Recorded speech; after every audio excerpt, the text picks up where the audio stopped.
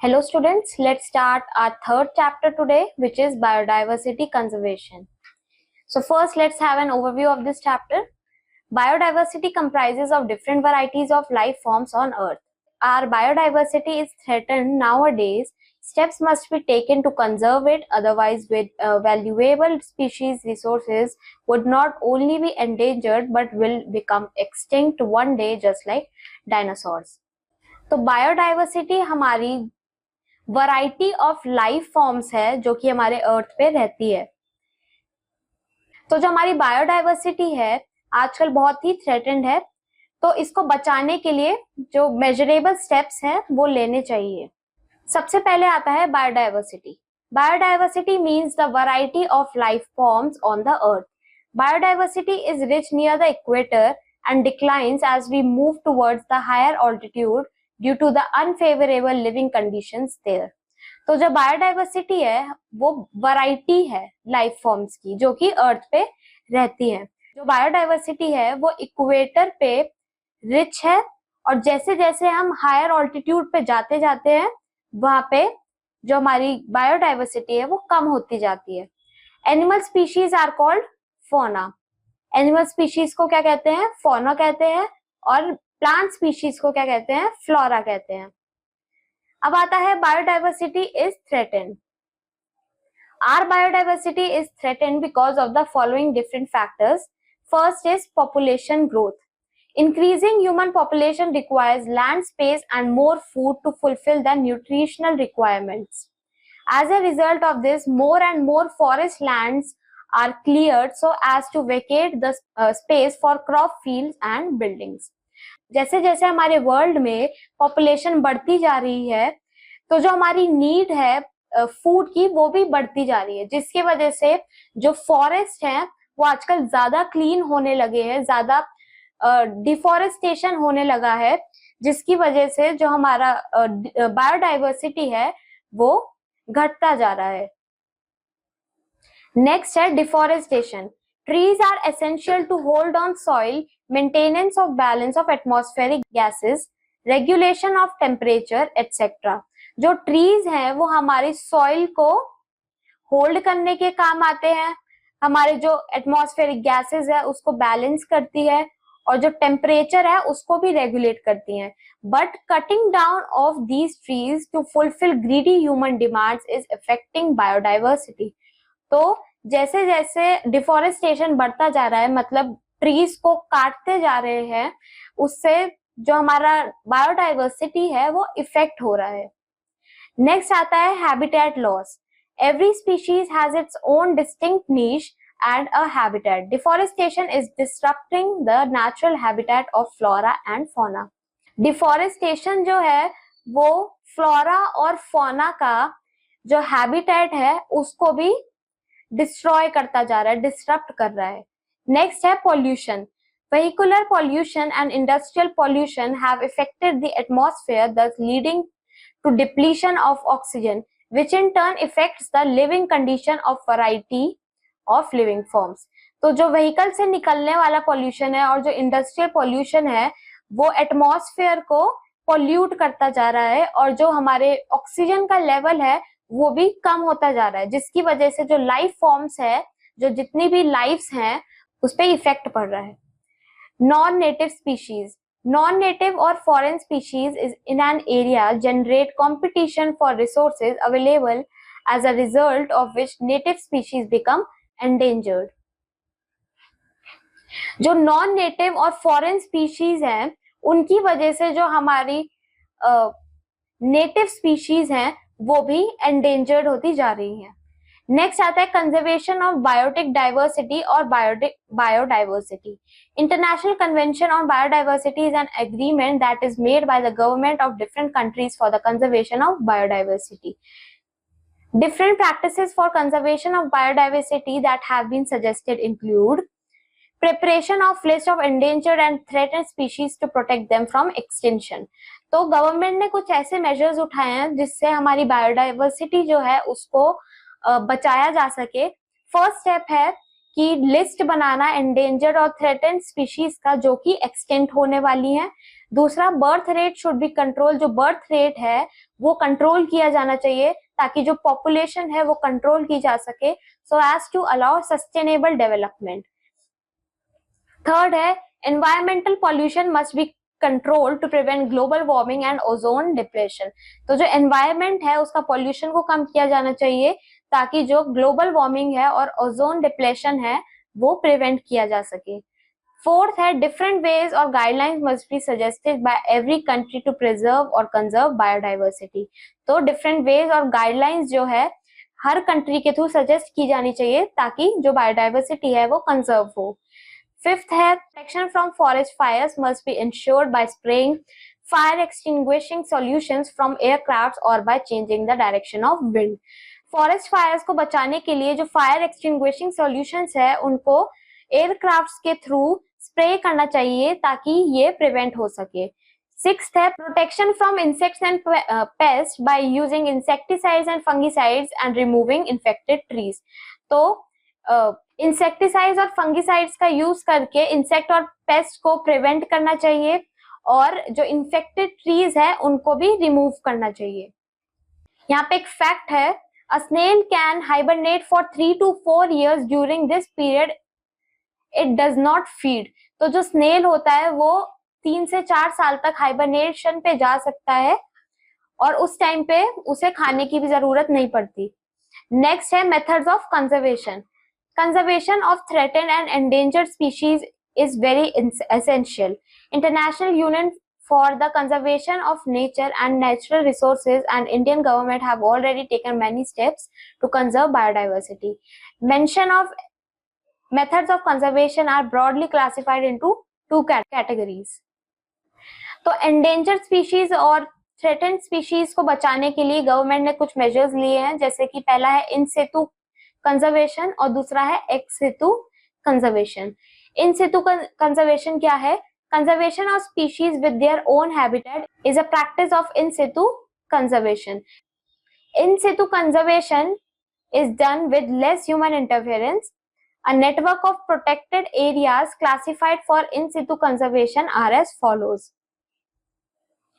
तो in situ conservation में जो human interference है वो बहुत ही less होती है, जैसे कि national parks. A national park is called a nature reserve.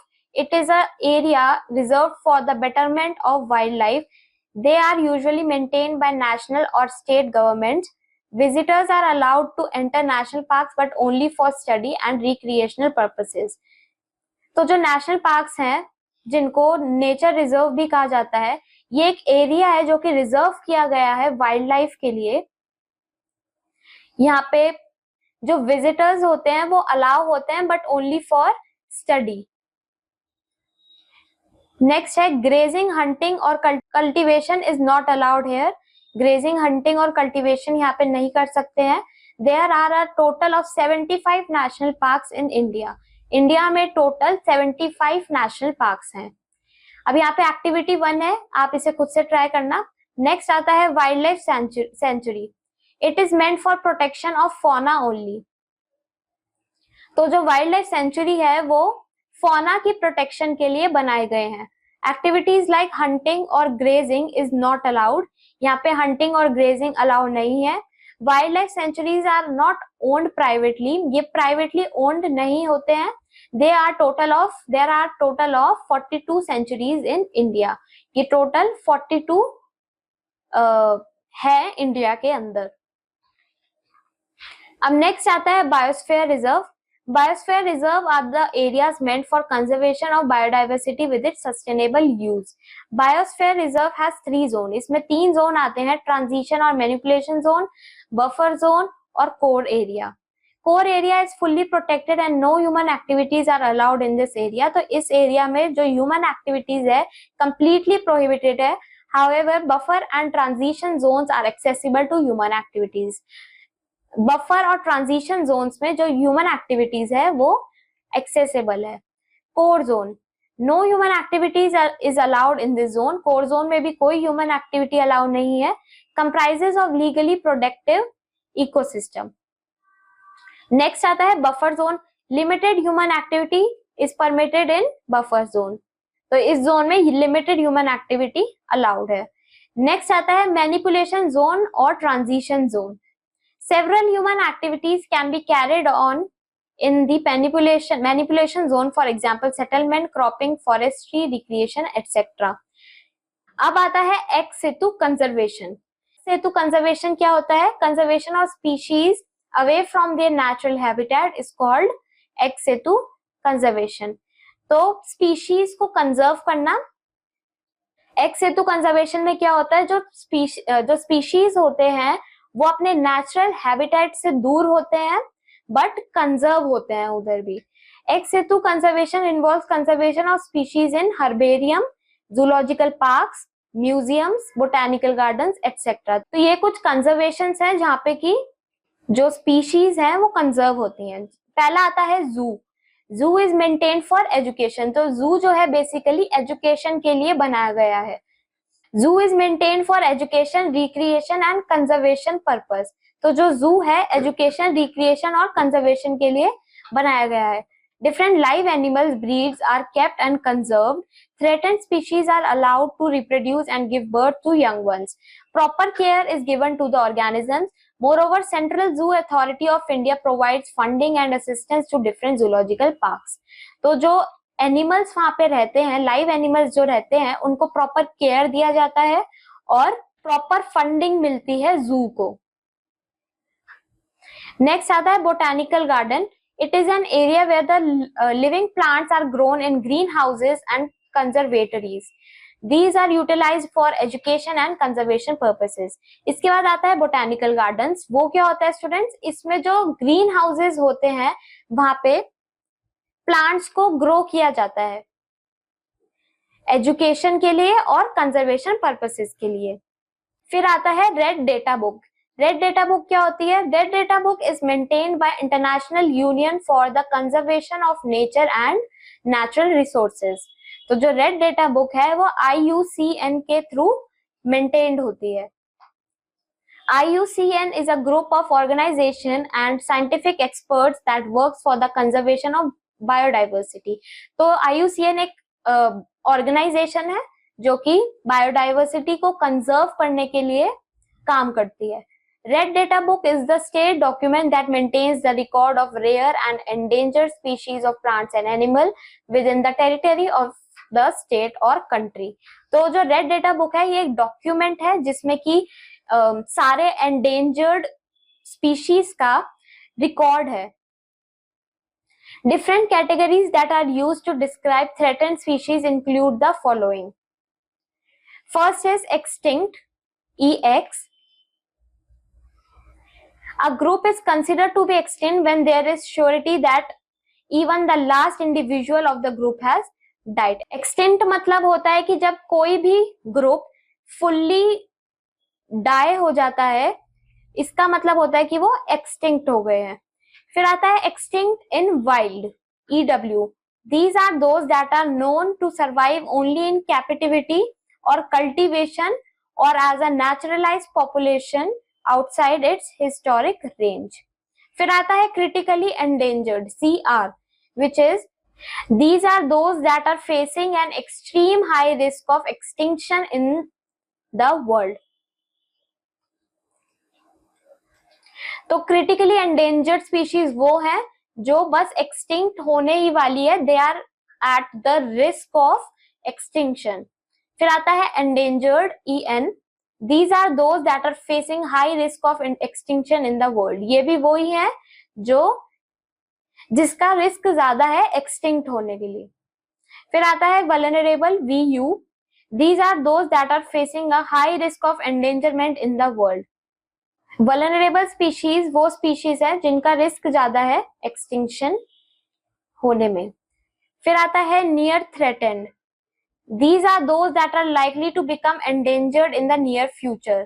ये वो स्पीशीज होते हैं जो कि फ्यूचर में एक्सटिंक्ट हो सकते हैं. फिर आता है least concern. This category includes that they are at lower risk. इसमें वो स्पीशीज आते हैं जो कि जिनका एक्सटिंक्ट होने का रिस्क कम होता है. They are abundant and widespread. ये काफी ज्यादा होते हैं. फिर आता है data deficient DD. This category includes those whose data is not enough to make an assessment of the risk of extinction. फिर आता है not valued NE. These are those which have not been evaluated yet. जिनका evaluation अभी तक नहीं किया गया है. Threatened term usually includes 3 categories: critically endangered, and vulnerable. Endemic species. Endemic species are those species of plants and animals which are exclusively found in a particular area and are not naturally found anywhere else. Endemic species वो species होती हैं जो कि हर जगह नहीं मिलती है, बस एक particular area में मिलती हैं. फिर आता है migration. The periodic movement of animals from one place to another in response to change in climate or for food to ensure reproduction is called migration. Migration एक प्रोसेस है जिसमें कि जो एनिमल्स होते हैं एक प्लेस से दूसरी प्लेस की तरफ मूव करते हैं इन सर्च ऑफ फूड और क्लाइमेट चेंज की वजह से. यहाँ पे ये एक्टिविटी 4 है, आप इसे खुद से ट्राई करना. फिर आता है टाइप्स ऑफ माइग्रेशन. फर्स्ट आता है रिमूवल माइग्रेशन.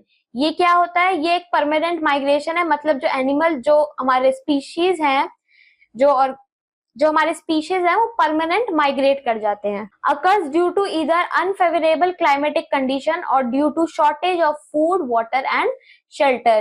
तो ये क्यों होता है? अगर उनके फूड में कोई शॉर्टेज आ जाए या वाटर में शॉर्टेज आ जाए या उनके शेल्टर ना हो उनके पास, तो वो परमानेंटली माइग्रेट कर देते हैं. फिर आता है इरप्शन.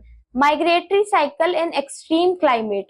ये एक माइग्रेटरी साइकिल है जो कि जब एक्सट्रीम क्लाइमेट हो जाता है तब जो स्पीशीज हैं वो करते हैं. For example in the case of flamingos of Arctic tundra.